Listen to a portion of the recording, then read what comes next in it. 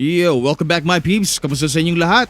So, Kuro Games just decided they're done playing defense. They waltz into the League Wars wearing sunglasses at night and drop the kind of marketing payload that could single-handedly fracture a fandom. You want content, they said? We are content. Not just a flex, it's an earthquake. Because nothing screams alpha move quite like executing a tactical drip marketing airstrike so dense with hype it could collapse a Discord server and short-circuit half the subreddits. It's not just drip, people, it's the entire monsoon season hand-delivered with flair, timing, and the unapologetic chaos of a company that knows exactly what kind of storm it's unleashing. 6 new characters, yes, 6, as in double triad, full volleyball team plus a bench warmer. We're talking 3 fresh 5 stars, Phrolova, Luno, Augusta, each dripping with lore, aesthetics, and enough meta shifting potential to make even your artifact stash tremble. And then we have 3 highly memeable 4 stars, Galbrena, Quiyuan, and that tsundere girl in a Navy school uniform, Chisa, who already has 12 million fan arts, 3 fan fiction universes, and at least 1 YouTube compilation of voice lines ending in Baka. It's a roster so potent, even the loading screen needs a deep breath before introducing them. First off, the queen of collective anticipation, Phrolova. This woman has been slow roasting hype since day one. Ever since she stepped onto the scene looking like a tragic opera singer who accidentally wandered into a cyberpunk noir. And Cristoforo backed it up. She wasn't always this much of a menace. Once upon a time, she lived a life full of sugar, dreams, and probably pastel aesthetics. Then, trauma rolled up with a flamethrower, burned it all down, and now she's a havoc unit radiating more angst than an entire Tumblr dashboard circa 2013. She's not just edge, she's the blade itself, tipped in lore and sharpened with regret. The Phrolova drip doesn't whisper temptation.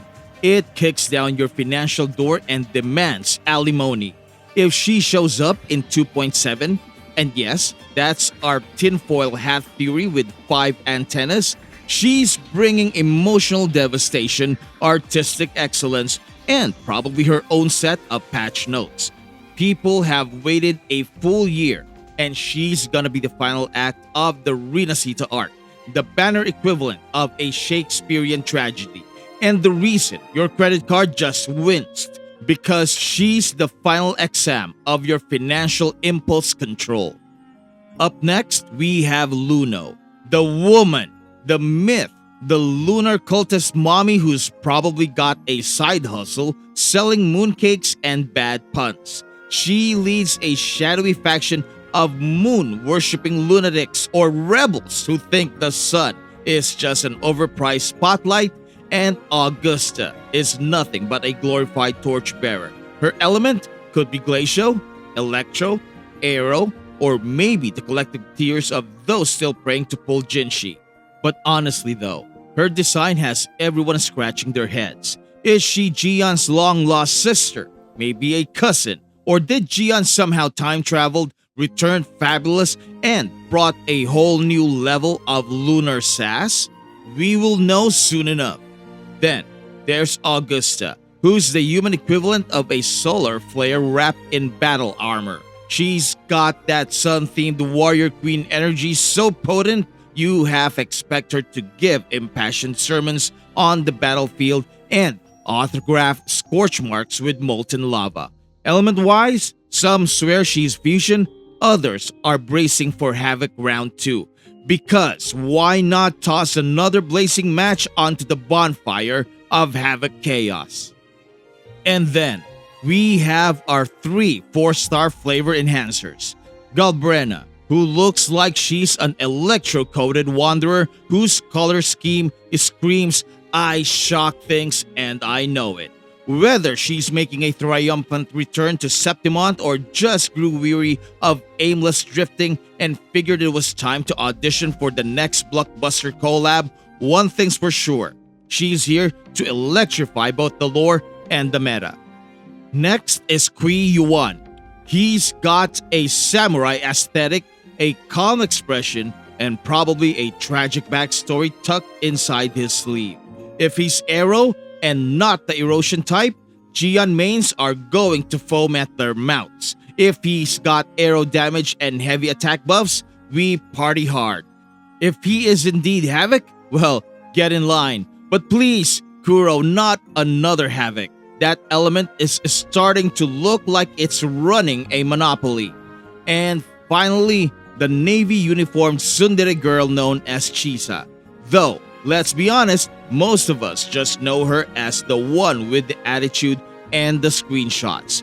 She's clearly a shout out to WuWa's massive Japan player base and maybe perhaps a calculated move to dominate the Japan fan base. She's likely Havoc too, because what better way to link Phrolova and Cantarella than with high school rage, right?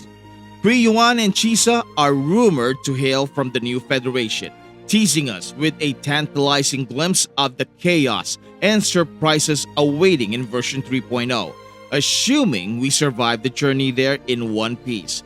And with that, we could assume that the new federation is inspired by Japanese culture and architecture, with a storyline that screams Sengoku period or Japan's samurai age of warring states. And if each limited resonator leads or represents their own clan or faction, then we are in for an epic story arc.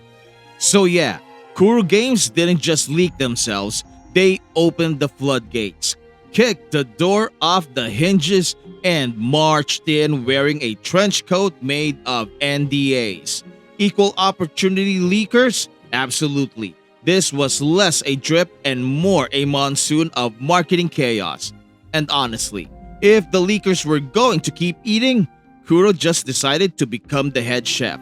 Because let's be real here, folks, if you can't beat the leakers, might as well put on your best outfit and out-leak them in style. Now, aside from the patch going live, you just know the Doom Squad is huddled in a corner refreshing revenue trackers, praying that Skirk can out-revenue cartethyia so they can tweet about it like stock analysts.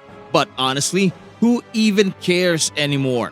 Gacha revenue discourse is as cooked as your pity count after a 50-50 loss. What actually matters is the fact that Kuro Games just dropped 6 marketing nukes in the form of drip reveals, complete with art direction flexes and meme potential that basically screams, "We've got this." Financially, spiritually, creatively, WuWa is cruising. So buckle up, it's only going to get more unhinged from here. And yes, your wallet is in serious danger with the sheer number of resonators still arriving. So, come on guys, give this video a like, subscribe, and hit that notification bell for future updates.